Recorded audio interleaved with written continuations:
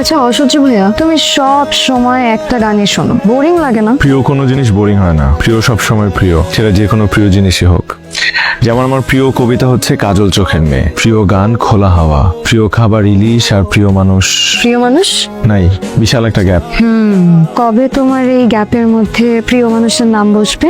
জানি না, তবে এটা জানি যে কোনো এক পূর্ণিমা রাতে খোলা হাওয়া গান বাজবে, আমি থমকে থাকা মেয়েটার দিকে তাকিয়ে বলবো, শোনো কাজল চোখের মেয়ে, আমার দিবস কাটে বিবশ হয়ে তোমার চোখে চেয়ে।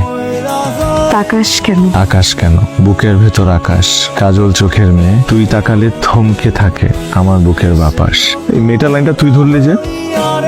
একটা জিনিস খেয়াল করেছো অসহ্য ভাইয়া? কি? কবিতার শেষ দুইটা লাইন, তুই তাকালে থমকে থাকে আমার বুকের বাপাস।